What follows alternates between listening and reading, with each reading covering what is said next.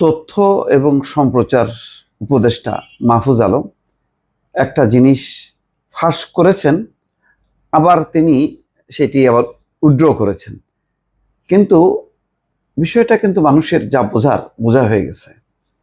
তিনি বলছেন যে নতুন একটি দলের কয়েকজন মহারথী বলার পর বক্তব্য বদলালেন উপদেষ্টা মাহফুজ আলম।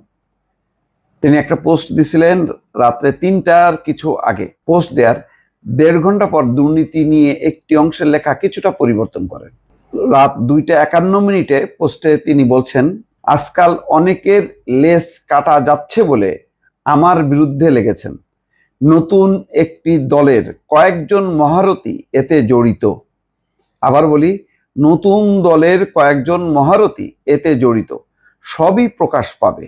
একটা সার্কেলে প্রায় সবাই দুর্নীতিগ্রস্ত, কিন্তু একজন কোনো টাকা ধরছেন না। এটা কার সহ্য হবে?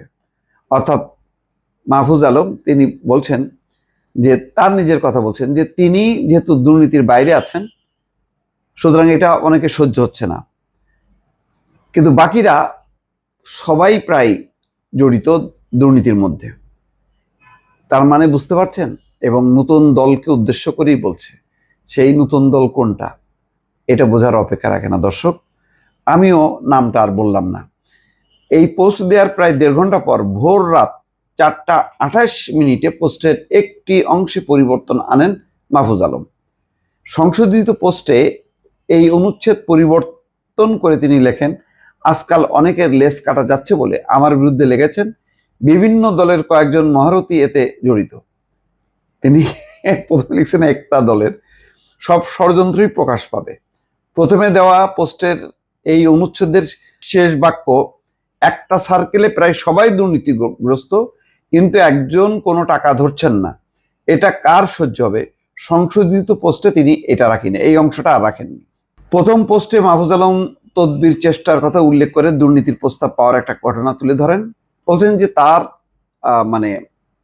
কি বলে পরিচিত একজন তার ভাইকে ধরছে, অস্ট্রেলিয়া প্রবাসী তার ভাইকে ধরছে বিটিভির একটা প্রোগ্রামের ব্যাপারে হেল্প চাইছে। তো মাহফুজ আলমকে যখন বলছে, মাহফুজ আলম সেটাই করছে।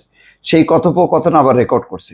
একজন সাংবাদিক যখন জিজ্ঞাসা করছে, সে বলছে যে না, এই প্রজেক্ট আমরা করব না, বা এইটার সাথে আমরা নাই, মানে মানে ওই প্রজেক্ট হলে পার্সেন্টেজ পাওয়া যাবে এরকম একটা প্রস্তাব দেওয়া হয়েছিল, কিন্তু সেটা রিজেক্ট করছে। তো ওই সাংবাদিকও মানে সেই অডিওটা আর প্রকাশ করেননি, এই কথোপকথনগুলো।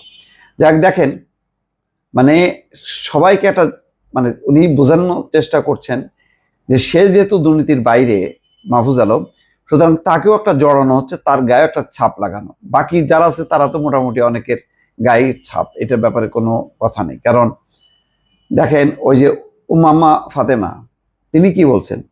তিনি বলছেন যে দুর্নীতির শেকড় অনেক গভীরে।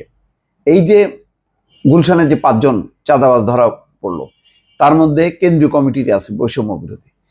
এরা যে দুর্নীতি করে বেড়াচ্ছে দাপায়, এই 5 জন, ওটা তো শুধু গুলশানে না, বহু জায়গায়। এবং প্রথমে পুলিশ দিয়ে নিয়ে আসে, দেখা যায় পুলিশ সাথে আছে, ভয় দিয়ে, যেহেতু গুলশান বনানী বাড়িধারার এই ধনী ব্যক্তিদের অনেকেই আওয়ামী লীগের সাথে জড়ায় পড়ছে, তারা ব্যবসা বাণিজ্যের সাথে হোক, তারপর নিজেদের স্বার্থে হোক বা টিকে থাকার জন্য হোক। সুতরাং এখন তাদেরকে টার্গেট করে করে এখন তাদের কাছ থেকে চাঁদা তোলা হচ্ছে। তার মানে এদের পেছনে কিন্তু যথেষ্ট পরিমাণ শক্ত তদবির আছে এবং সমর্থন আছে, মদদ আছে। এই কথাটা এটা ফাঁস হবার পর এখন অনেকেই ভাবমূর্তি সংকটে পড়েছে। তো এর মধ্যে মাহফুজ আলমের একটা তদবির বিষয়টা কি বলে, তিনি বলছেন যে সেই ব্যক্তি কনভারসেশন রেকর্ড করে একজন সাংবাদিককে পাঠায়, কেউ একজন, যে এরকম তার ভাইকে প্রস্তাব করছে, এটা কনভারসেশন। সেই সাংবাদিক যোগাযোগ করলে আমি বলে দিই, ভাই আমরা এই কাজ করতে দেইনি, আর ওই লোক ফাঁসানোর উদ্দেশ্যেই জুলাইয়ের প্রোগ্রামের কথা বলে এই কাজ করেছে। উনি আমার কথা বিশ্বাস করে রেকর্ডটি আর মানে পাবলিক করেননি। অর্থাৎ বলছে যে জুলাই নিয়ে প্রবাসে ছড়াই দেওয়া হবে ডকুমেন্টারি, এতে পার্সেন্টেজ ভালো পাওয়া যাবে। তো সেই কথোপকথনগুলো, যাক, সেই কারণেই মাহফুজ আলম বলছেন যে তাকে মানে সে যেহেতু দুর্নীতির বাইরে আছে, ফলে তাকে একটা ফাঁসানোর চেষ্টা করা হচ্ছে। তাহলে জিনিসটা কি দাঁড়াচ্ছে? আভ্যন্তরীণভাবে দেখেন পরিস্থিতিটা কত নাজুক অবস্থার মধ্যে এই নতুন দল অর্থাৎ এনসিপির নেতারা, যে এখন তাদের দিকেই কিন্তু সন্দেহের ইঙ্গিত। ইতিমধ্যে মন্ত্রণালয়, এপিএস তাদের বিরুদ্ধে শত কোটি টাকার দুর্নীতি বা চাঁদাবাজির অভিযোগ আছে, সেগুলো তদন্তাধীন আছে। সব মিলায় একটা কঠিন পরিস্থিতির মধ্যে আছে নতুন দল। এবং স্বয়ং মাহফুজ আলম, যাকে বলা হয় যে তিনিও ওই এখন তিনি উপদেষ্টা আছেন, কয়েকদিন পরেই হয়তো তিনি সেখানে যোগ দেবেন। কিন্তু এখন হয়তো পরিস্থিতি পাল্টেও যেতে পারে, কারণ দিনকে দিন মানে এনসিপির যে অবস্থানটা ছিল, অনেকে মনে করেন যে সেটা নিচের দিকে চলে যাচ্ছে। এই অবস্থায় হয়তো মাহফুজ আলম নিজের ভাবমূর্তি রক্ষা করার চেষ্টা করছেন। দর্শক ভালো থাকবেন, আল্লাহ হাফেজ।